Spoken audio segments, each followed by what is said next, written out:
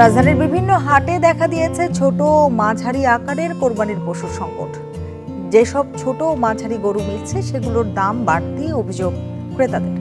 রাতভর হাটে ঘুরেও পছন্দের কোরবানির পশু কিনতে পারেননি অনেকেই। সিন্ডিকেট করে গরুর দাম বাড়ানো হচ্ছে অভিযোগ তাদের। এদিকে গত 3 দিনে বিভিন্ন হাটে বড় গরু কম বিক্রি হওয়ায় এ নিয়ে দুশ্চিন্তায় আছেন ব্যাপারী ও খামারিরা।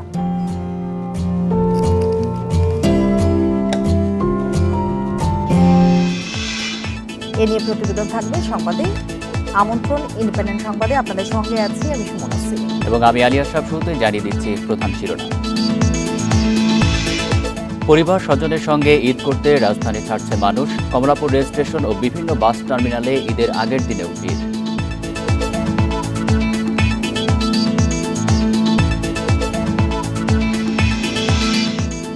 ঈদের জামাতের জন্য প্রস্তুত বিভিন্ন ঈদগাহ ময়দান। ঐতিহ্যবাহী গৌড়ে শহীদ ও শোলাকিয়ায় যোগ দেবেন লাখো মুসল্লি।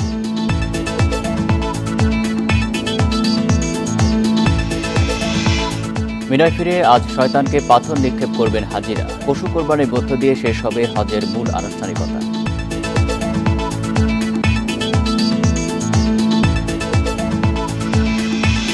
শুনছিলেন প্রধান শিরোনাম। এছাড়াও থাকবে উজানের ঢল, ভারী বৃষ্টিতে সুনামগঞ্জে বেড়েছে নদ নদীর পানি, বাঁধ ভেঙে প্লাবিত দোয়ারা বাজারের 5 গ্রাম।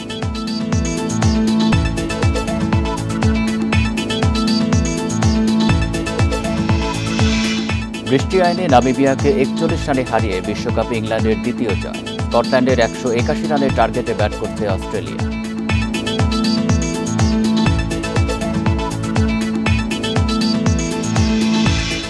শুনছিলেন শিরোনাম, এবার বিস্তারিত।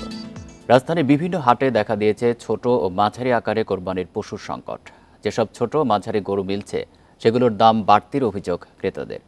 সিন্ডিকেট করে দাম বাড়ানোর অভিযোগ করছেন তারা। এদিকে বড় গরু কম বিক্রি হওয়া এ নিয়ে দুশ্চিন্তা কাটেনি ব্যাপারী ও খামারিদের। রাজধানীর মুগদা এলাকার বাসিন্দা সিয়াম হোসেন শনিবার বিকেল থেকে বিভিন্ন হাট ঘুরে মেরাদিয়ায় আসেন কোরবানির গরু কিনতে।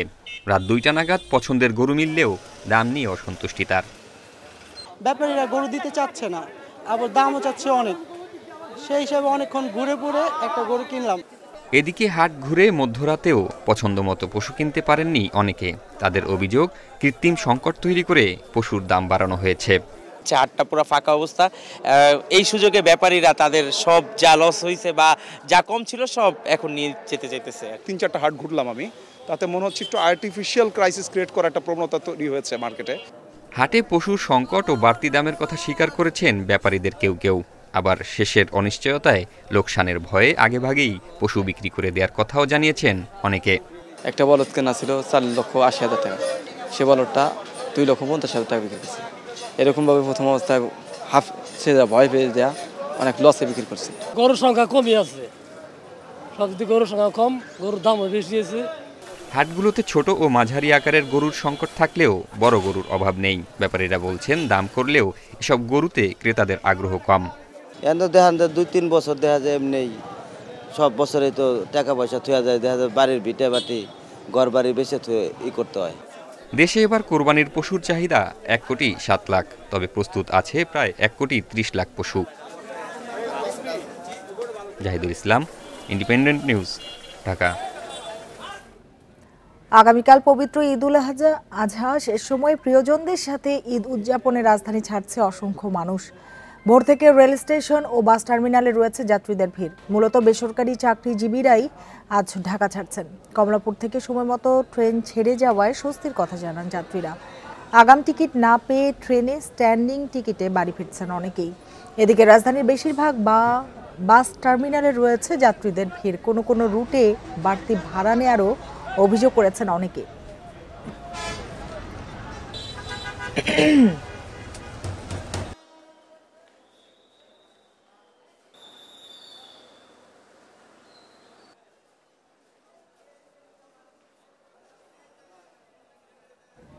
ঈদযাত্রার আরো খবর জানাতে রাজধানীর কমলাপুর রেল স্টেশন থেকে যোগ দিয়েছেন সহকর্মী মাহমুদুল হাসান। মাহমুদুল হাসান, আজকে রেল স্টেশনের চিত্রটি ঠিক কিরকম, ভিড় আছে কিনা আর সময় মতো ট্রেনগুলো ছাড়ছে কিনা?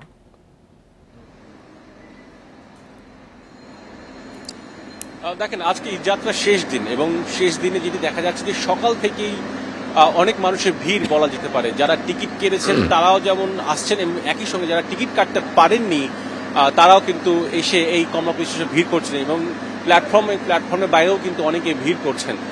একটি দৃশ্য দেখা যাচ্ছে, এটি হচ্ছে রংপুর এক্সপ্রেস। এর আগে এখন থেকে 10 মিনিট আগে বুড়িমানি এক্সপ্রেস একটি ট্রেন ছেড়ে যায়। সেখানে দেখা গেছে যে ট্রেনের ছাদে অনেক মানুষ ঈদ যাত্রা করছে। বলা যেতে পারে যে গত কয়েকদিন কিন্তু এই দৃশ্যটি দেখা যায়নি, তবে আজকে সকাল থেকে বিশেষ করে উত্তরাঞ্চলগামী যে ট্রেনগুলো আছে সেই ট্রেনগুলোতে ভিতরে ঠাঁই না হয় অনেকেই ছাদে ট্রেনের ছাদে ঈদ যাত্রা করছেন।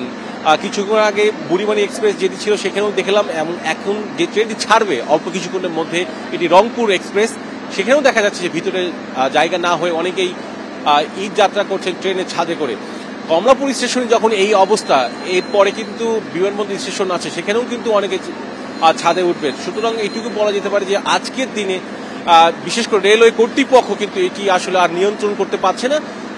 যেহেতু ঈদ যাত্রা আজকে শেষ দিন, সেহেতু অনেকেই বাড়ি যাবে, সেই ক্ষেত্রে বা প্রিয়জনের সঙ্গে ঈদ করতে যাবে, সেই ক্ষেত্রে কিন্তু যারা টিকিট কাটতে পারেননি তারাও কিন্তু আজকে এই ট্রেনে করে যাচ্ছেন। এবং এই বিষয়টা নিয়ে যারা ঈদ যাত্রা করছে বিশেষ করে ট্রেনের ছাদে, তাদেরকে প্রশ্ন করেছিলাম যে এতটা ঝুঁকিপূর্ণভাবে কেন তারা ঈদ যাত্রা করছে। তারা বলছেন যে তারা টিকিট পাননি, কিন্তু তাদেরকে বাড়ি যেতে হবে, অনেকে বাসের টিকিট পায়নি, যে কারণে এই জীবনে ঝুঁকি নিয়ে কিন্তু তারা ঝুঁকি নিয়ে ট্রেন যাত্রা করছে। এই দৃশ্যটা কিন্তু আমরা প্রতি বছরই দেখি, বিশেষ করে শেষের দিকে কিন্তু রেলওয়ে কর্তৃপক্ষ নিয়ন্ত্রণ করতে পারে না। অন্যদিকে রেলওয়ে কর্তৃপক্ষের সঙ্গে এখন পর্যন্ত কথা বলার সুযোগ হয়নি, তবে যারা এখানে আইন শৃঙ্খলা রক্ষা করছে কিংবা যারা এটি নিয়ন্ত্রণ করছে, বিশেষ করে আনসার সদস্যদের, তাদের সঙ্গে কথা বলেছি, তারা যেটি বলছে যে আসলে এত মানুষের চাপ তাদের পক্ষে আসলে নিয়ন্ত্রণ করা আসলে প্রায় অসম্ভব, তারা এইটি জানাচ্ছেন। অন্যদিকে এখন পর্যন্ত সকাল থেকে যে কয়েকটি ট্রেন ছেড়ে গেছে সেখানে কিন্তু শিডিউল বিপর্যয় বলতে আমরা যা বুঝি কিন্তু সেটি আমরা কিন্তু এখন পর্যন্ত দেখিনি।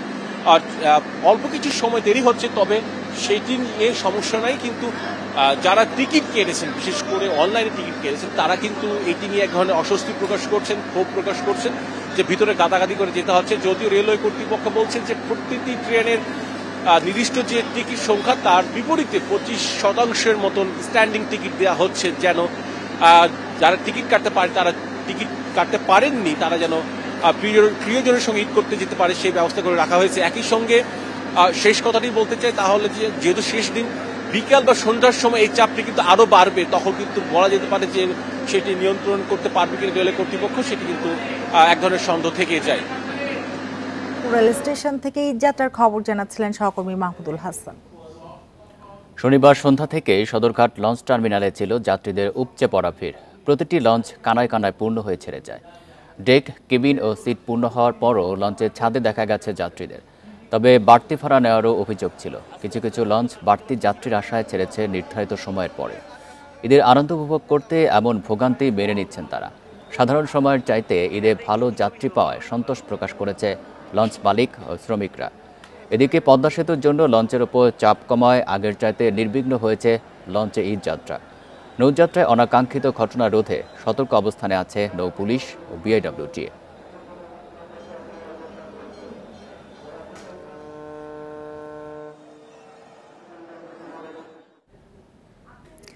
কোরবানির পশুর হাট নিয়ে আরো জানাতে এবার রাজধানীর তেজগাঁ থেকে আমাদের সাথে যোগ দিয়েছেন সহকর্মী আদিলুর রহমান। আদিলুর, পশু বেচা কেনা আজকে কেমন দেখছেন, যেহেতু শেষ দিন আজ, দাম কেমন মনে হচ্ছে?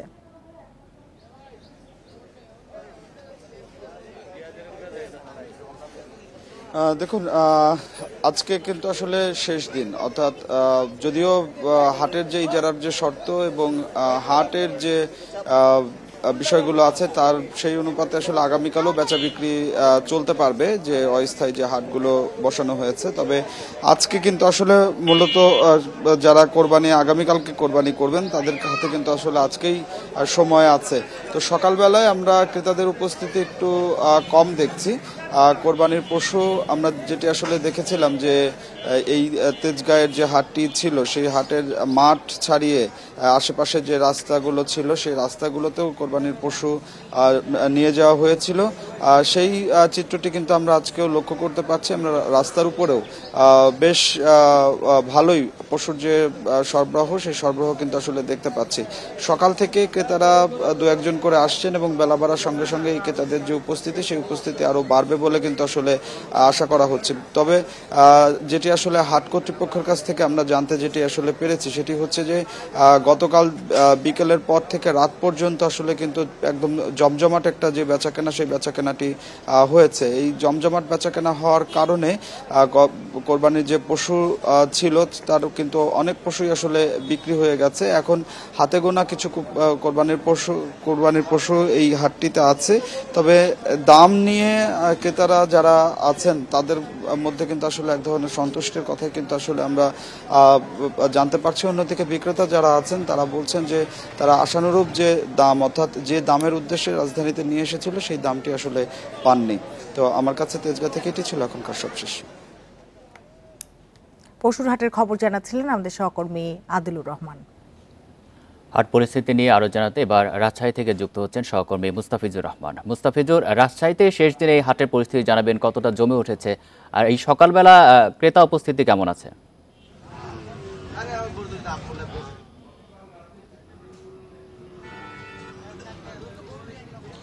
সকাল থেকেই কিন্তু রাজশাহীর যে পশুর হাট, অর্থাৎ আমি যেখানে অবস্থান করছি এটি রাজশাহীর সবচেয়ে বড় পশুর হাট সিটি হাট। এখানে সকাল থেকেই কিন্তু যারা পশু বিক্রেতা তারা পশুগুলো নিয়ে আসছেন। বিশেষ করে গরুর এখানে সবচেয়ে বেশি সংখ্যক রয়েছে এবং এখানে যদি দেখায় যে সকাল থেকেই কিন্তু যে মাঝারি গরুর চাহিদা, অর্থাৎ রাজশাহীর যে হাটগুলো রয়েছে সেই হাটগুলোতে মূলত দেখা গেছে ছোট এবং মাঝারি আকৃতির যে গরু সেগুলোর চাহিদা সবচেয়ে বেশি এবং সেগুলোর সরবরাহ কিন্তু আজকে আমরা পর্যাপ্ত দেখছি। এবং সকালে থেকেই দেখছি যে হাটগুলো মোটামুটি কানায় কানায় পূর্ণ হতে চলেছে প্রায় বলা যেতেই পারে। এবং সেই সাথে যারা ক্রেতা রয়েছেন তাদের কিছুটা আমরা আসতে দেখছি, অর্থাৎ এখন 9টা পার হয়েছে।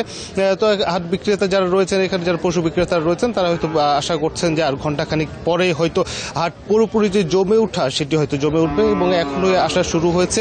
আর ব্যবসায়ীদের সঙ্গে কথা হয়েছে, তারা যে বিষয়টি বলছিলেন যে তারা কিন্তু যে কাঙ্ক্ষিত দাম চাচ্ছিলেন সেই দামটি কিন্তু পাচ্ছেন না। ঠিক একই আবার উল্টো প্রতিক্রিয়া রয়েছে, যারা ক্রেতা রয়েছেন তারা বলছেন গেলবারের তুলনায় দাম একটু বেশি, কেউ কেউ বলছেন অনেক বেশি। তবে দেখা গেছে যে গেলবার যে গরুগুলো মন প্রতি 30,000 বা 32,000 বিক্রি হয়েছে, এবার সেটি 38,000 কোথাও আবার 40,000 মান ভেদে বিক্রি হতে দেখা গেছে।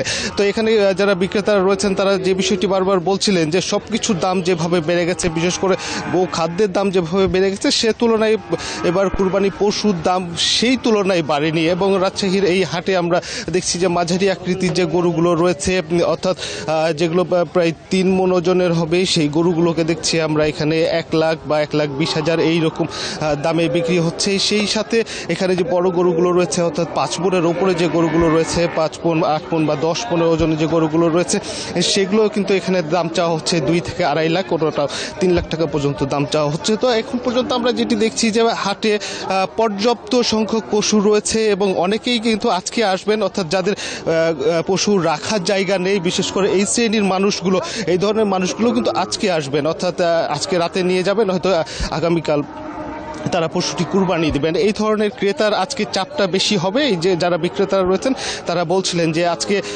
বেচা বিক্রি অন্যান্য দিনের তুলনায় আজকে হয়তো বেচা বিক্রির সংখ্যা একটু না বেশ বাড়বে, এমনটি প্রত্যাশা করছিলেন। সেই সাথে কিন্তু তারা বলছিলেন যে এইবার বারবার বলা হচ্ছে, বিশেষ করে যারা ক্রেতারা রয়েছেন তারা কিন্তু বলছেন যে গরুর দাম অনেক বেশি। বিশেষ করে এই ক্ষেত্রেও কিন্তু একটি কথা থাকছে যে আসলে যারা বিক্রেতারা রয়েছেন তারা তাদের ইচ্ছে মতো কিন্তু দামের যে বিষয়টি রয়েছে তারা নির্ধারণ করছেন। তো এখানে দাম নির্ধারণে যদি কোনো মাপকাঠি থাকতো বা এই জাতীয় কোনো সংস্থা যদি এখানে মনিটরিংয়ের বিষয়গুলো থাকতো যে আসলে একটি নির্দিষ্ট দাম থাকবে, এই বিষয়গুলো নিয়েও কিন্তু যারা ক্রেতারা রয়েছিলেন তারা বলছিলেন। তো সর্বোপরি যদি বলা যেতে পারে যে রাজশাহীতে এখন পর্যন্ত যে পশুর হাট সেটি কিন্তু জমে উঠতে শুরু করেছে, পর্যাপ্ত সংখ্যক পশু রয়েছে এবং প্রাণী সম্পদ অধিদপ্তরও কিন্তু একই কথা বলছিলেন যে চাহিদার তুলনায় উদ্বৃত্ত কিন্তু রাজশাহীতে পশু রয়েছে। এই ছিল রাজশাহীর হাট থেকে সর্বশেষ। রাজশাহী থেকে জানাচ্ছেন সহকর্মী মুস্তাফিজুর রহমান। ঈদ জামাত উপলক্ষে শেষ মুহূর্তের প্রস্তুতি চলছে দিনাজপুরের গোড়ে শহীদ ও কিশোরগঞ্জের শোলাকিয়া ঈদগাহ মাঠে। মাঠ সজ্জা ও সার্বিক নিরাপত্তার পাশাপাশি দূর দূরান্তের মুসল্লিদের জন্য ঈদের দিন চলবে বিশেষ ট্রেন। 23 একর এলাকা জুড়ে দিনাজপুর গড়ে শহীদ বড় ময়দান। মাঠ পরিষ্কার, লাইন টানানো, মিনার পরিষ্কার, তোরণ নির্মাণ সহ শেষ মুহূর্তের ব্যস্ততা ঈদগাহ মাঠে। এবার ঈদের প্রধান জামাত সকাল 8:30টায়।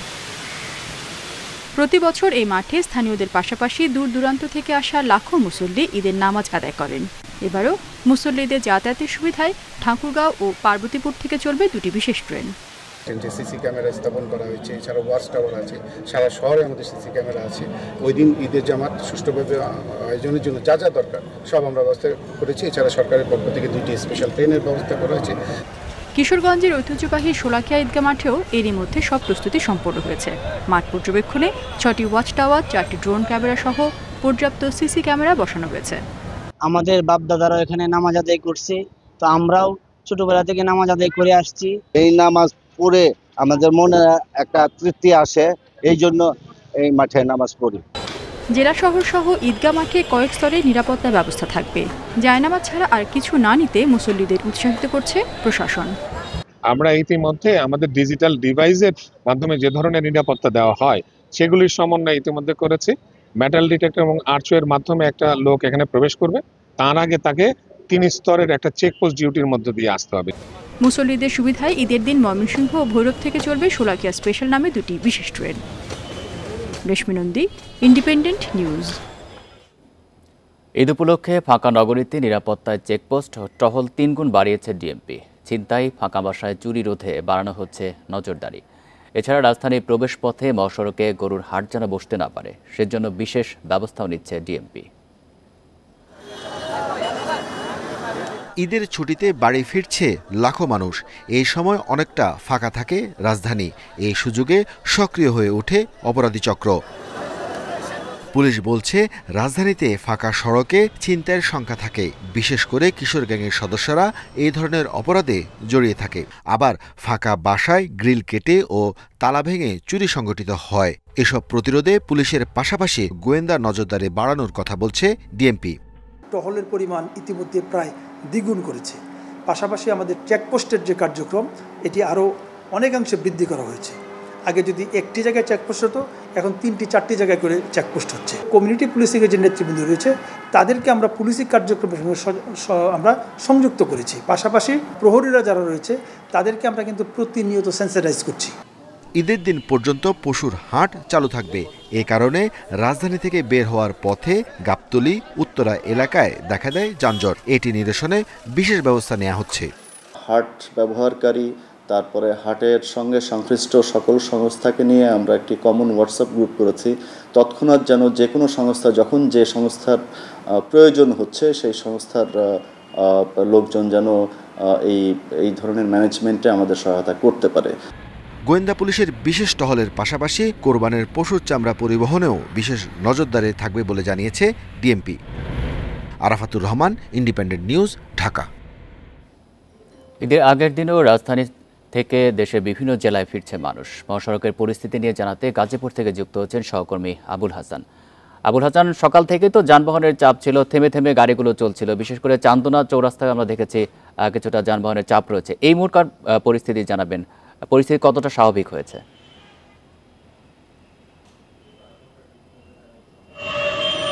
দেখুন, আমি যে স্থানটিতে আছি সেটি হচ্ছে চান্দনা চৌরাস্তা ফ্লাইওভারের সামনের অংশে, এবং সেই অংশে কিন্তু গাড়ির চাপ রয়েছে।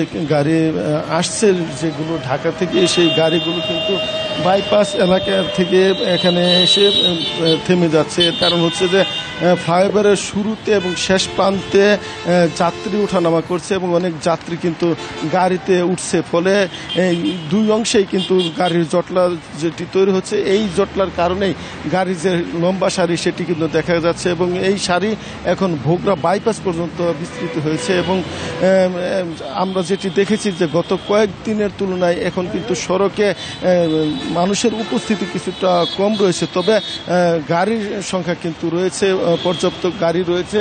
এবং যেই গাড়িগুলো ঢাকা থেকে আসছে সেই গাড়িগুলোর ভিতরে আমরা যাত্রী যেগুলো দেখছি সেইগুলো কিন্তু অন্যান্য দিনের তুলনায় কিছুটা কম বলে মনে হচ্ছে। এবং যাত্রীদের সঙ্গে আমরা কথা বলছিলাম, তারা যেটি জানিয়েছেন যে মহাখালী থেকে আসার পথে তাদের কোথাও থামতে হয়নি, শুধুমাত্র ভোগড়া বাইপাস থেকে চান্দনা চৌরাস্তা অংশে গাড়ির ধীরগতি থাকায় এখানে তাদের থামতে হচ্ছে এবং কিছুটা বিলম্বে এই অংশ তারা এখান থেকে ছেড়ে যাচ্ছেন বিলম্বে এবং যাত্রীরা বলছেন যে এখানে টিকিট কেটে তারা আসছেন, সেই টিকিটের যে মূল্য সেই মূল্য অনুসারেই তারা ভাড়া দিয়ে এখানে এসেছেন। ফলে গত কয়েকদিন বাড়তি ভাড়া নিয়ে যে যাত্রীদের অভিযোগ ছিল এবং যে যানবাহনের সংকটের যে কথা বলছিল যাত্রীরা, সেই ধরনের কোনো সংকটের কথা কিন্তু আজকে যাত্রীরা বলেনি। শুধুমাত্র চান্দনা চৌরাস্তা কেন্দ্রিক যে গাড়ির জটলা রয়েছে সেই জটলা অতিক্রম করার পরে কিন্তু আবার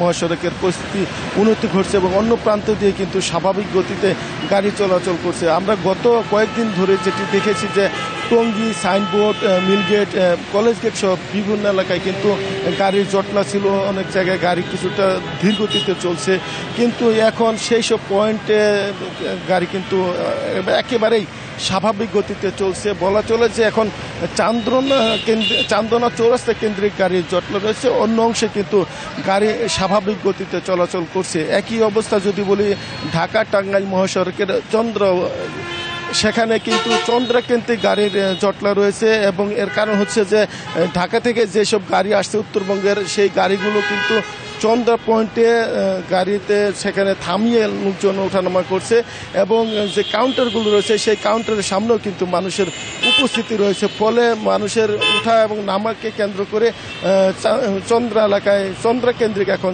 যানজট রয়েছে। আমরা পুলিশের সঙ্গে কথা বলছিলাম, তারা যেটি জানিয়েছেন যে এই দুটি পয়েন্টে গাড়ি কিছুটা প্রেশার রয়েছে, তবে মানুষের উপস্থিতি আগের তুলনায় অনেক কমে গেছে। তারা যেটি বলছেন যে দুপুর 12টার আগেই এই পরিস্থিতি অনেকটা উন্নতি ঘটবে এবং মহাসড়ক অন্য প্রান্ত দিয়ে যেভাবে স্বাভাবিক গতিতে গাড়ি চলছে এই দুটি পয়েন্টও গাড়ির স্বাভাবিক গতিতে চলবে এবং যানজট বা এখানে যে ধীরগতি রয়েছে সেই ধীরগতিটা আর থাকবে না বলে তারা মনে করছেন এবং যানজট নিরসন এবং যাত্রীদের নিরাপত্তায় পুলিশ কিন্তু বিভিন্ন পয়েন্টে কাজ করে যাচ্ছে এবং তারা বলছেন যে ঈদ যাত্রা স্বস্তিদায়ক করতে যা যা করা দরকার তারা সেইভাবেই প্রস্তুতি নিয়ে রেখেছেন।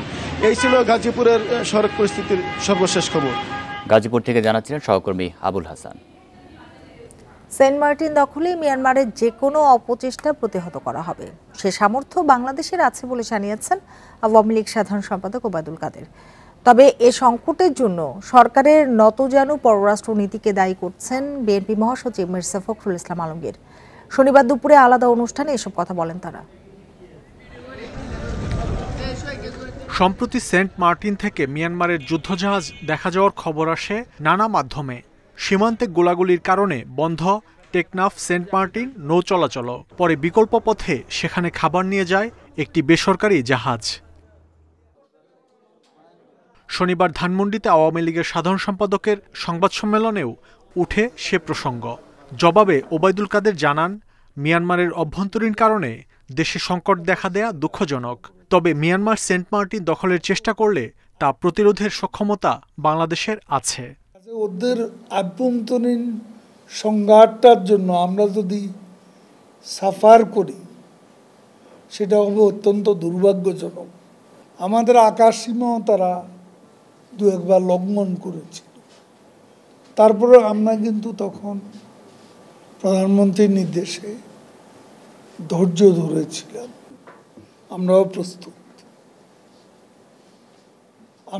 আমরা আক্রমণ করব না, কিন্তু আক্রান্ত হলে কি আমরা ছেড়ে দেব? তখন তো আমাদের ডিফেন্ড করতে হবে। তবে এ প্রশ্নে বিএনপি মহাসচিব মির্জা ফখরুল ইসলাম আলমগীরের দাবি, এ সংকটের কারণ সরকারের নতজানু পররাষ্ট্রনীতি। কত ব্যর্থতাই সরকারের যে আমার একটা দ্বীপ, সেই দ্বীপে আমরা যেতে পারছি না, সেই দ্বীপে গেলেই আপনার অন্য দেশ থেকে গুলি করে মেরে ফেলা হচ্ছে, মেরেও ফেলেছে। মিয়ানমারের মতো একটা দেশকেও কিছু বলা যাবে না। এটা কতটা আপনার দাসসুলভ মনোভাব হতে পারে। এ সময় দেশের সার্বভৌম অটুট রাখতে সবাইকে ঐক্যবদ্ধ হওয়ারও আহ্বান জানান বিএনপি মহাসচিব। তরুণ যুবক যারা, এদিকে কিন্তু নামিয়ে আনতে হবে। মাহমুদ শরীফ, ইন্ডিপেন্ডেন্ট নিউজ, ঢাকা। মিয়ানমারের সংঘাত ও সীমান্তে উত্তেজনার জেরে টেকনাফ থেকে সেন্ট মার্টিনে নৌ চলাচল বন্ধ 9 দিন ধরে। মিয়ানমার থেকে প্রতিদিন গুলি ও মর্টার শেলের শব্দ আসছে। সীমান্তের কাছাকাছি অচেনা জাহাজের উপস্থিতিতে আতঙ্কে স্থানীয়রা। এদিকে যে কোনো পরিস্থিতি মোকাবেলায় প্রস্তুত সেনাবাহিনী, বিজিবি ও কোস্টগার্ড। বৃহস্পতিবার সেন্ট মার্টিন থেকে ট্রলারে টেকনাফ ফিরছিলেন রোহিঙ্গা যুবক আলী জোহর। ট্রলার লক্ষ্য করে মিয়ানমার থেকে ছোড়া গুলিতে আহত হন তিনি। আলী জোহর জানান, অন্য একটি ট্রলার থেকে গুলি ছোড়া হয়। সেন্ট মার্টিন থেকে যখন নাইখান দিয়ে আসি তখন আমাদের ট্রলারে গুলি লাগে। যারা গুলি করেছিল তারাও দূরে ট্রলারে ছিল। আমার পায়ে গুলি লাগার পর আর কিছু জানি না। এক সপ্তাহেরও বেশি সময় ধরে নাফ নদী ও সেন্ট মার্টিনের কাছেই মিয়ানমার সীমান্তে অবস্থান করছে কয়েকটি জাহাজ। স্থানীয়রা জানান, এমন জাহাজ তারা আগে কখনো দেখেননি।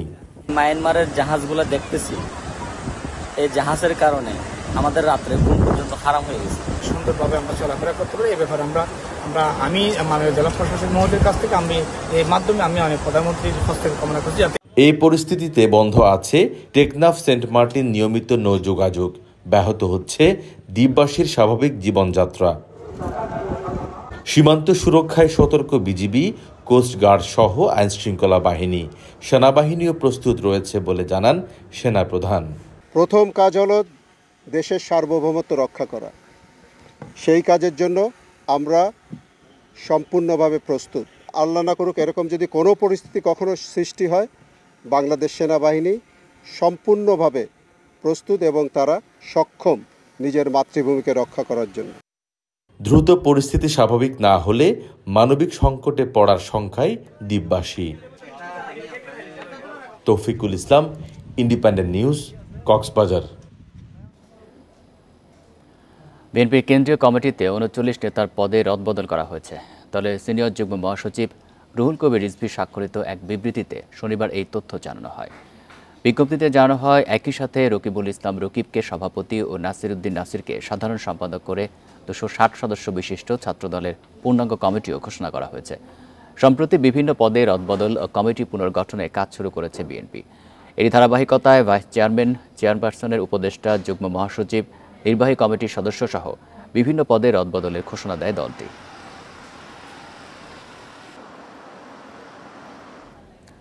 উজানের ঢল ও ভারী বৃষ্টিতে সুনামগঞ্জের সুরমা সহ বিভিন্ন নদ নদীর পানি বেড়েছে। নদী তীরবর্তী রাস্তা তলিয়ে যাওয়ার পাশাপাশি লোকালয়ে পানি প্রবেশ করেছে।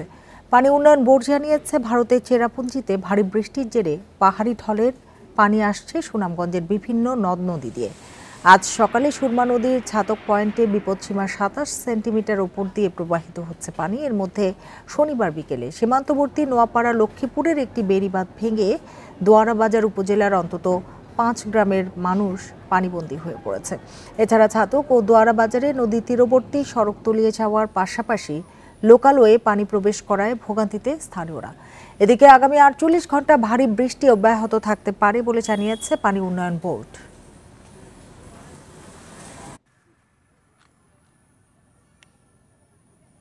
যদি বৃষ্টিপাত যদি উজানে অর্থাৎ চেরাপুঞ্জিতে অব্যাহত থাকে, তাহলে আমাদের যে নদ নদী আছে পানি বৃদ্ধি পেতে পারে এবং যে বিভিন্ন পয়েন্টে বিপদসীমা অতিক্রম করতে পারে।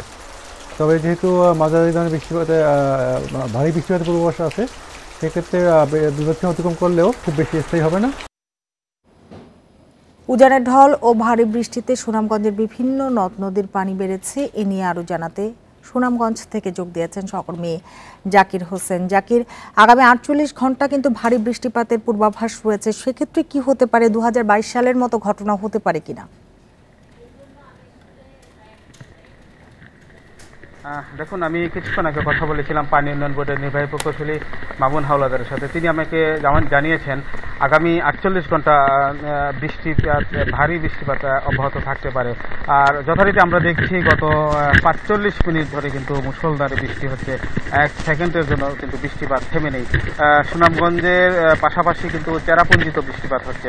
সুনামগঞ্জ এবং চেরাপুঞ্জিতে এই দুই জায়গায় যদি একই সাথে বৃষ্টিপাত হয়, তাহলে কিন্তু সুনামগঞ্জের আমরা বিগত দিনগুলোতে দেখেছি সুনামগঞ্জের বন্যা পরিস্থিতির অবনতি হয়। তো এখন আমরা এই যে সড়কটাতে আমরা দাঁড়িয়ে আছি, আপনি নিশ্চয়ই দেখতে পাচ্ছেন, দেখেন এই সড়কটা আধা ঘন্টা আগেও কিন্তু পানি ছিল না, আধা ঘন্টার মধ্যেই কিন্তু এই সড়কটা ডুবে গেছে। এটা সুনামগঞ্জ একেবারে সুনামগঞ্জ শহরের সুরমা নদীর তীরের একটি সড়ক। আর এই সড়ক ছাড়াও আমরা দেখেছি শহরের কাঁচা বাজার, ওয়াইসখালী, মল্লিকপুর এইসব এলাকায় কিন্তু পানি প্রবেশ করতে শুরু করেছে। যেভাবে পানি বৃদ্ধি পাচ্ছে, এই পানি যদি বৃদ্ধি এভাবে অব্যাহত থাকে তাহলে কিন্তু বন্যা পরিস্থিতির অবনতি হওয়ার শঙ্কার কথা জানিয়েছেন পানি উন্নয়ন বোর্ডের কর্মকর্তা। আর আপনি যেমনটা বলছেন 2022 সালের কথা, আপনি জানেন 2022 সালে কিন্তু সুনামগঞ্জে স্মরণকালের ভয়াবহ বন্যা হয়ে গেছিল। যে বন্যায় জেলার শতভাগ একেবারেই পুরো সবকটি উপজেলায় কিন্তু পানির নিচে তলিয়ে যায়। আজকের দিনে অর্থাৎ 16 জুন সকাল থেকে পাহাড়ি ঢল এবং অব্যাহত বর্ষণের ফলেই কিন্তু সুনামগঞ্জে 2022 সালে শতভাগ বছর যেটা পানির নিচে চলে যায়। তো যথারীতি আমরা এখন দেখতে পাচ্ছি যেভাবে পানি বৃদ্ধি পাচ্ছে, যদিও পানি উন্নয়ন বোর্ডের কর্মকর্তারা বলছেন যে 22 সালের মতো বন্যা রূপ ধারণ করবে না, কিন্তু পানি বৃদ্ধি পেয়ে সুরমা নদী সহ যে শাখা নদীগুলো রয়েছে সেই সব নদ নদীর বিপদসীম অতিক্রম করে নিম্নাঞ্চল প্লাবিত হওয়ার শঙ্কার কথা পানি উন্নয়নের পক্ষ থেকে আমাদেরকে জানিয়েছে। ইতিমধ্যে আমরা দেখেছি সুনামগঞ্জের ছাতক, দুয়ারাবাজার, ডিসেম্বরপুর, তাহিরপুর এইসব উপজেলার নিম্নাঞ্চলে কিন্তু পানি প্রবেশ করতে শুরু করেছে।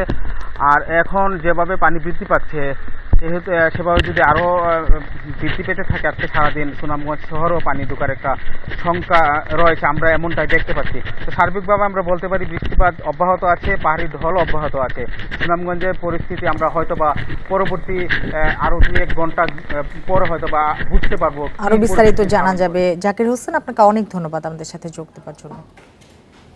বাবা মানেই যেন শাসন আর কঠিন বিধিনিষেধের বেড়াজাল, এক আকাশ দূরত্ব। এতদিন এটি স্বাভাবিক মনে হলেও সময়ের সাথে পাল্টে গেছে বাবার সাথে সন্তানের সম্পর্কের সমীকরণ। এই প্রজন্মের বাবারা সেই দূরত্ব ভেঙে অভিভাবকের পাশাপাশি হয়ে উঠছেন সন্তানের বন্ধু। কোনো কোনো বাবা আবার জীবনের সব আয়োজন তুচ্ছ করে বেঁচে থাকেন সন্তানের জন্যই। বাবা মানেই নিশ্চিন্ত নির্ভরতা, পরম আশ্রয়। বাবা যেন বটবৃক্ষ, সবুজ ছায়া, অবারিত আকাশ। ইনসিয়া ও কাবিদের শৈশব রঙিন হয়েছে বাবার নিঃস্বার্থ ভালোবাসায়। আমার বাবা আমাকে সব কাজে সাহায্য করে, স্কুলে নিয়ে যায়, আমাকে অনেক আদর করে, আমাকে পড়ায় হেল্প করে। বাবা আমাকে অনেক ভালোবাসে, আমাকে গিফট কিনে দেয়, আমাকে স্কুলে নিয়ে যায়। দীর্ঘদিন পর্যন্ত বাবারা কঠিন ব্যক্তিত্বের খোলসে নিজেকে আটকে রাখলেও বর্তমান প্রজন্মের বাবারা অনেকটাই পাল্টেছেন সেই অবস্থান। আমি চাই আমার আর আমার বাচ্চাদের মাঝে যেন কোনো দূরত্ব না থাকে এবং ওরা যেন আমার সাথে বন্ধুর মতো মেশে। যে জিনিসটা আমার সাথে আমার বাবার ছিল বা আমাদের আগের যে প্রজন্ম ছিল ওনাদের বাবাদের মাঝে একটা দূরত্ব ছিল, আমরা সহজে সব কিছু শেয়ার করতে পারতাম না, কিন্তু ওই জিনিসটা যেন আমার বাচ্চাদের সাথে এবং আমার মধ্যে না ঘটে। সবটুকু মমতা, যত্ন ও সাধ্য নিয়ে সন্তানকে বড় করতে পুরো জীবনটাই বিলিয়ে দেন বাবা। একটাই প্রত্যাশা, সন্তান যেন মানুষের মতো মানুষ হয়। মেয়েদের জন্য সর্বোচ্চ চেষ্টাটাই করছি আমার পক্ষ থেকে যতটুকু সম্ভব। আমি চাই আমার মেয়েরা মর্যাদার সাথে সম্মান নিয়ে মাথা উঁচু করে এই রাষ্ট্রে একটা ভালো অবস্থান তৈরি করুক। ছোট মেয়ে উর্বশীকে নিয়েই সাইদুজ্জামানের সংসার। বড় মেয়ে আরশি বিদেশে পড়তে গেছে। স্ত্রী শিলা মোস্তফা যখন ক্যান্সারে মারা যান তখন ছোট 2 মেয়েকে নিয়ে অথই সাগরে পড়েন সাইদুজ্জামান। বাচ্চাদের মা যখন মারা যান 2012 সালে, তখন আমার ছোট মেয়ের বয়স মাত্র 6 বছর, বড় মেয়ের বয়স 10 বছর। একটা মেন্টাল একটা খুব স্ট্রেস ছিল, বাট আমার কাছে মনে হয় যে আলহামদুলিল্লাহ যে আমি আমার বাচ্চাদের নিয়ে এই জার্নিটা করতে পেরেছি। বাবা বুঝতে দেয়নি যে বাবা কষ্ট করেছে আমাদের জন্য, যেটা আমরা আর কি এখন বড় হয়ে বুঝেছি, কিন্তু সেটা বাবা নিজে আমাদের জীবনেও বুঝতে দেয়নি। সন্তানের প্রতি বাবার ভালোবাসা চিরকালের। নিজের সর্বস্ব দিয়ে সন্তানকে আগলে রাখেন বাবা। তাই নির্দিষ্ট কোনো দিন নয়, সন্তানের কাছে সব দিনই যেন বাবা দিবস। Jahanara Parvin, Independent News, Dhaka. একদিনের মধ্যেই কোরবানির পশুর বর্জ্য অপসারণ করার প্রস্তুতি নিয়েছে বিভিন্ন সিটি কর্পোরেশন। ঈদের দিন সকাল থেকেই শুরু হবে এই কাজ। নগর জুড়ে ছিটানো হবে জীবাণুনাশক ওষুধ। এর জন্য খোলা হয়েছে কন্ট্রোল রুম। পরিচ্ছন্নতায় কাজ করবেন কয়েক হাজার কর্মী। ঈদের দিন 7 ঘন্টার মধ্যে বর্জ্য অপসারণের প্রস্তুতি নিয়েছে চট্টগ্রাম সিটি কর্পোরেশন। সকাল 10টা থেকে নগরীকে 4টি জোনে ভাগ করে শুরু হবে এই কাজ। সিটি মেয়র জানিয়েছেন 400রও বেশি গাড়ি প্রস্তুত রাখা হয়েছে। বর্জ্য অপসারণের পর ছিটানো হবে 20 টন ব্লিচিং পাউডার। ইন্টেরিয়ারে যে সমস্ত রোড ঘাট আছে প্রতি বছরের মতো এবারেও আমরা সবগুলো ইনশাল্লাহ পরিষ্কার করে 7 ঘন্টার মধ্যে আমরা চট্টগ্রাম শহরের মানুষকে এই স্বস্তি দিতে পারবো বলে আমার দৃঢ় বিশ্বাস। বর্জ্য অপসারণের জন্য খুলনা নগরীতে খোলা হয়েছে 2টি কন্ট্রোল রুম। প্রস্তুত আছেন 850 কর্মী। পশু কোরবানির জন্য 31টি ওয়ার্ডে 141টি পয়েন্ট নির্ধারণ করা হয়েছে। এছাড়া সিলেটে কাজ করবেন 1600 পরিচ্ছন্নতা কর্মী। মনিটরিংয়ের জন্য মাঠে থাকবেন 150 জন সুপারভাইজার। প্রত্যেকটা ওয়ার্ড থেকে এই বর্জ্য আমাদের সেকেন্ডারি ট্রান্সফার স্টেশনে আসবে এবং এই সেকেন্ডারি ট্রান্সফার স্টেশন STS থেকে আমাদের গার্বেজ এবং গার্বেজ লোডারের মাধ্যমে আমাদের ফাইনাল যে ডাম্পিং স্টেশন রাজবন্দে আমরা ডাম্পিং করব। বরিশালে ঈদের দিন দুপুর 2টা থেকে শুরু হবে বর্জ্য অপসারণ। ছিটানো হবে 10 টন ব্লিচিং পাউডার। বর্জ্য ফেলার জন্য বিলি করা হবে 6000 পলি ব্যাগ। বিকাল 2টা থেকে শুরু করে রাত্র 8টার ভিতরে 6 ঘন্টার ভিতরে আশা করি আমরা বরিশাল সিটি কর্পোরেশনের কোরবানির বর্জ্য অপসারণ করতে সক্ষম হব আশা করি ইনশাল্লাহ। এছাড়া 24 ঘন্টার মধ্যে কোরবানির বর্জ্য অপসারণ করার প্রস্তুতি নিয়েছে Rajshahi city corporation. Tanzil Hasnat, independent news. কোরবানি ঈদে চামড়া কেনা ও সংরক্ষণে ট্যানারিগুলোকে 270 কোটি টাকা ঋণ দেবে ব্যাংকগুলো, যা গত বছরের চেয়ে 10 কোটি টাকা বেশি। যদিও তা প্রয়োজনের চেয়ে কম বলছেন ব্যবসায়ীরা। চামড়া খাতে খেলাফি কমাতে ঋণ বিতরণের স্বচ্ছতা ও জবাবদিহি নিশ্চিতের তাগিদ অর্থনীতিবিদদের। প্রতি বছর যে পরিমাণ পশুর চামড়া সংগ্রহ হয় তার অর্ধেকের বেশি আসে কোরবানির ঈদে। এবারও চামড়া সংগ্রহে আগেভাগেই প্রস্তুতি নিয়েছেন ব্যবসায়ীরা। ট্যানারি মালিকরা প্রতি বছর নিজস্ব মূলধনে ব্যবসা করলেও কোরবানির ঈদে নগদ অর্থের জন্য বিশেষ ঋণের প্রয়োজন হয়।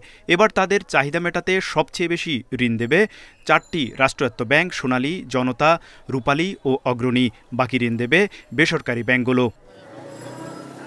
এ ঋণের পরিমাণ গত বছরের চেয়ে 10 কোটি টাকা বেশি হলেও চাহিদা মতো অর্থ না পাওয়ার অভিযোগ ট্যানারি মালিকদের। 1,500 থেকে 2,000 কোটি টাকার বাজার, সেই বাজারে কিন্তু এটা আসলে কোনোভাবে আপনার প্রভাব পড়বে না। যে অনেকেই কিন্তু ক্লাসিফাইড হয়ে গেছে, সঠিকভাবে সঠিক সময়ে টাকা পরিশোধ করতে পারে নাই, তাকে আর রিফাইন্যান্স করা হয়নি। এর ফলে দেখা গেছে যে মাত্র 10 থেকে 15টি প্রতিষ্ঠান আপনার এই সুবিধাটা পায়, বাকি প্রতিষ্ঠানগুলো আপনার এই সুবিধা নিতে পারে না। ব্যবসায়ীরা বলছেন সাভারে চামড়া শিল্প স্থানান্তরের পর উৎপাদনে যাওয়ার মতো সক্ষমতা অনেকের ছিল না। এতে ব্যবসা হারিয়ে খেলাপি হয়ে যান অনেকে। খেলাপি বাড়ায় চামড়া খাতের ব্যবসায়ীদের ঋণ দিতে আগ্রহ কমিয়েছে ব্যাংকগুলো। আমাদের ইউরোপ মার্কেট বন্ধ হয়ে যাওয়ার কারণে আমরা কিন্তু লেদারগুলো খুব বেশি স্টক করতে হচ্ছে। স্টক করার কারণে আমাদের ব্যাংকের দিকে আমাদের অবশ্যই ঝুঁকতে হচ্ছে। তো ঝুঁকতে হচ্ছে এই কারণে যে ব্যাংক আমাদের দিবে, তা আমাদের ব্যাংক থেকে আমাদের যেভাবে পাওয়ার কথা ছিল সেভাবে দিচ্ছে না। যতটুকু ঋণ বরাদ্দ রাখা হয়েছে সেটার সুষ্ঠু বিতরণ জরুরি এবং যাতে শতভাগ বিতরণ হয় সেটাও নিশ্চিত করতে হবে। এই বিশেষ ঋণ আমি মনে করি যে পুরো চামড়া খাতে শৃঙ্খলা ফিরিয়ে নিয়ে আসার ক্ষেত্রে এবং যারা চামড়া বিক্রি করছেন তাদের ন্যায্য দাম পাওয়ার ক্ষেত্রে এটা সহযোগিতা করবে। কোরবানির ঈদে প্রায় 1 কোটি পশু কোরবানি হয়। এ মৌসুমে সংগ্রহ করা কাঁচা চামড়ার বাজার মূল্য প্রায় 2,500 কোটি টাকা। তৌহিদ রানা, ইন্ডিপেন্ডেন্ট নিউজ, ঢাকা। কোরবানির ঈদ উপলক্ষে শেষ সময়ে বেচাকেনা বেড়েছে পশুর মাংস কাটার ছুরি, চাকু সহ নানা সরঞ্জামের। লোহা, কয়লা ও মজুরির দাম বাড়ায় নতুন দা, বটি, ছুরি, চাপাতির দাম বেড়েছে গড়ে 20%। বিক্রেতারা বলছেন তুলনামূলকভাবে এবার ক্রেতা অনেক কম। শেষ সময়ে জমে উঠেছে রাজধানীর দাবটি, চাপাতির বাজার। কেউ বা আবার শেষ মুহূর্তে শান দিচ্ছেন পুরনো ছুরি, দাবটি। গেল মৌসুম থেকে এবার দাবটির দাম ঊর্ধ্বমুখী। বিক্রেতারা বলছেন লোহার দাম বেড়েছে, নতুন পণ্যের চাহিদাও বেড়েছে, তবে দাম বাড়ায় বিপাকে ক্রেতারা। মানভেদে দাবটি বিক্রি হচ্ছে 400 থেকে 800 টাকায়, চাপাতি বিক্রি হচ্ছে 500 থেকে 1000-এ, আর চামড়া ছাড়ানো ছুরি বিক্রি হচ্ছে 100 থেকে 300 টাকায়। ফলে ব্যস্ততা বেড়েছে বিক্রেতাদের। গড়ি গতবার কিনলাম 250, এবার সেগুলি 400, 500, 550, অনেক দাম। বটি একটা কিনেছি 700 টাকা কেজি হিসাবে, আর একটা ছোট ছুরি কিনেছি ওটাও 700 টাকা। এগুলো হলো ওনারা বলতেছে যে এটা হলো যে ভালো লোহাটা। এতবার মোটামুটি বিক্রি ভালো হয়েছিল, তাতে লোহা লস্করের দাম একটু কম আসছিল, এবার লোহা লস্করের দাম বেশি, কয়লার দাম বেশি, গরম এই এবার মাইন্সের নতুন মালটা কম টানতে। কাবাডি 700-800 টাকা কেজি, লোহার দাম বড় করে 100 টাকা, মজুরি হলো আসল মেন, কয়লা এক বস্তা 1500 টাকা। পশুর জন্য খড় ভুসি কিনছেন অনেকে। বছরের ব্যবধানে গোখাদ্যেরও দাম বেড়েছে। কেজিতে ভুসি 60 টাকা, খৈল 80 টাকা দরে মিলছে। লাখ লাখ টাকার গরু কিনতে পারে, ওখানে ঠেকে না, ওখানে সমস্যা হয় না, 1 লাখ বেশি গেলে সমস্যা হয় না, কিন্তু কার্ডের এখানে আইলে সমস্যা হয়ে দেখা। গতবার থেকে দাম এবার হচ্ছে আপনার ঘাটে মাল নাই, ঘাটে মালের দাম বাড়াই দিছে তারা। এই কারণে আমরা পাইকাররা কি করবো, পাইকাররা বেশি দামে কিনে আনতেছে, এই কারণে আমাদের একটু বেশি দামে বিক্রি করা লাগতেছে। কোরবানির পশু জবাই করার আগ মুহূর্ত পর্যন্ত তাদের এই বেচাকেনা চলবে বলে জানান বিক্রেতারা। Shafil Alam Sujan, Independent News, Dhaka. এবারের ঈদুল আজহায় 5 দিন ছুটিতে বন্ধ রয়েছে বেনাপোল স্থলবন্দর সংশ্লিষ্ট কার্যক্রম। এতে এপারে বাংলাদেশে আটকা পড়েছে 2 শতাধিক ভারতীয় ট্রাক ও এর চালক সহকারী। ভুক্তভোগীরা বলছেন, একদিকে রয়েছে পরিবারের সাথে ঈদ করতে না পারার কষ্ট, অন্যদিকে থাকা খাওয়া সহ নানা অসুবিধাও রয়েছে। দেশের অন্যতম স্থলবন্দর বেনাপোল দিয়ে পশ্চিমবাংলা সহ ভারতের বিভিন্ন রাজ্য থেকে 4 থেকে 500 ট্রাক নানা ধরনের পণ্য নিয়ে আসে। সাধারণত 2 থেকে 5 দিনের মধ্যে পণ্য খালাস করে নিজ দেশে ফেরত যায় এসব ট্রাক। তবে এবারের ঈদে শুক্রবার থেকে 5 দিন বন্ধ বন্দর সংশ্লিষ্ট কার্যক্রম। এতে বাংলাদেশে আটকা পড়েছে প্রায় 2 শতাধিক পণ্যবাহী ভারতীয় ট্রাক। আটকে পড়া চালক সহকারীরা বলছেন, একদিকে থাকা খাওয়ার কষ্ট, অন্যদিকে অনেকেই নিজ পরিবারের সাথে ঈদ করতে পারছেন না। একটা খুশির দিন, সবাই একসাথে নামাজ দিয়ে কাঁধে কাঁধ মিলিয়ে ভাই বাপ চাচা মিলেমিশে খুশিটা মানাবো কিনা, আজ আমি এখানে পড়ে রইলাম।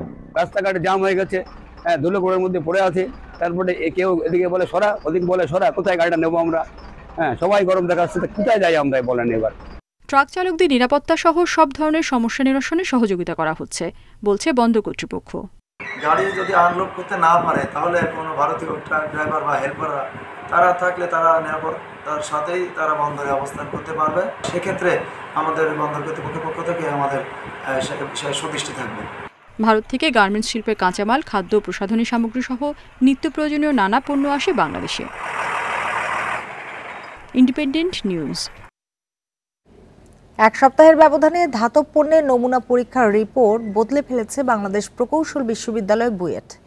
এতে বিপাকে পড়েছে মোংলা কাস্টমস কর্তৃপক্ষ। কর্মকর্তারা বলছেন, পরীক্ষার ফলাফল বদলে যাওয়ায় প্রায় 16 কোটি টাকার রাজস্ব ক্ষতির আশঙ্কা তৈরি হয়েছে। বিআরবি কেবলস কোম্পানির আমদানি করা পণ্য নিয়ে দেখা দিয়েছে এমন জটিলতা। সম্প্রতি শিল্পের কাঁচামাল হিসেবে কপার ক্যাথোড ঘোষণায় মোংলা বন্দর দিয়ে প্রায় 10 লাখ কেজি পণ্য আমদানি করে বিআরবি কেবলস। তবে আমদানিকারকের ঘোষণাপত্র নিয়ে সন্দেহ হয় কাস্টমস কর্তৃপক্ষের। কর্মকর্তারা জানান, শুল্ক ফাঁকি দিতে পিওর কপারকে কপার ক্যাথোড ঘোষণা দেওয়ার গোয়েন্দা তথ্য মেলে। তাই পণ্যটি পরীক্ষা করতে বুয়েটের ম্যাটেরিয়ালস ও মেটালর্জিক্যাল MME বিভাগে পাঠানো হয়। নমুনা পরীক্ষা করে 27 মে কাস্টমসকে রিপোর্ট দেয় বুয়েট। ফল আসে পণ্যটি পিওর কপার। নমুনায় কপার ক্যাথোডের কোনো বৈশিষ্ট্য মেলেনি। 3 জুলাই কাস্টমসকে আরেকটি রিপোর্ট পাঠায় বুয়েট, যার ফল সম্পূর্ণ বিপরীত। দ্বিতীয় রিপোর্টে দেখানো হয় নমুনাটি কপার ক্যাথোডের। এ বিষয়ে ব্যাখ্যা জানতে বুয়েটকে চিঠি দেয় কাস্টমস। তারা 2 ধরনের রিপোর্ট পাঠিয়েছে। কেন তারা পাঠিয়েছে আমরা সেটি আসলে জানতে চেয়েছি। এর মধ্যে তারা আমাদের সঙ্গে লিখিত বা মৌখিক কোনো ধরনের যোগাযোগও করে নাই। অর্থাৎ তারা অনেকটা নিজ উদ্যোগেই 2 ধরনের রিপোর্ট পাঠিয়েছে। এ বিষয়ে বক্তব্য জানতে যোগাযোগ করা হয় বুয়েটের MME বিভাগের প্রধান AK বজলুর রশিদের সঙ্গে। ক্যামেরায় কথা বলতে রাজি হননি। মোবাইলে তিনি জানান, নমুনা পরীক্ষার ফল ভুল হওয়া স্বাভাবিক ঘটনা, কাস্টমসকে ব্যাখ্যা দেয়া হবে বলেও জানান তিনি। এটা সিম্পল ব্যাপার, এটা সচরাচর হয়ে থাকে। টেস্ট করতে গেলে টেস্টে ভুল হবেই, সেখানে গন্ধ খোঁজার কোনো কিছু নেই। এদিকে মিথ্যা ঘোষণায় আমদানির অভিযোগের বিষয়ে বক্তব্য জানতে বিআরবি কেবল কর্তৃপক্ষের সঙ্গেও যোগাযোগ করা হয়। কোম্পানির চেয়ারম্যান জানান, তাদের কোনো বক্তব্য নেই। কাস্টমস কর্মকর্তারা জানান, বুয়েটের ব্যাখ্যা পেলে দ্বিতীয় কোনো প্রতিষ্ঠানে আবার নমুনা পরীক্ষা করা হবে। পণ্যটি পিওর কপার হলে আমদানিকারককে আরও 5.5 কোটি টাকা শুল্ক দিতে হবে, পাশাপাশি গুনতে হবে দ্বিগুণ জরিমানা। Ruhul Amin, Independent News, Dhaka. বাংলাদেশে প্রথমবার অনুষ্ঠিত হলো MIT leading edge international student conference. 5 দিনের আয়োজনের শেষ দিনে শতাধিক শিক্ষার্থী পেয়েছে যুক্তরাষ্ট্রের ম্যাসাচুসেটস ইনস্টিটিউট অব টেকনোলজির সনদ। আয়োজক ও অংশগ্রহণকারীরা বলছেন, নতুন কিছু শেখা ও এই অভিজ্ঞতা গুরুত্বপূর্ণ ভূমিকা রাখবে।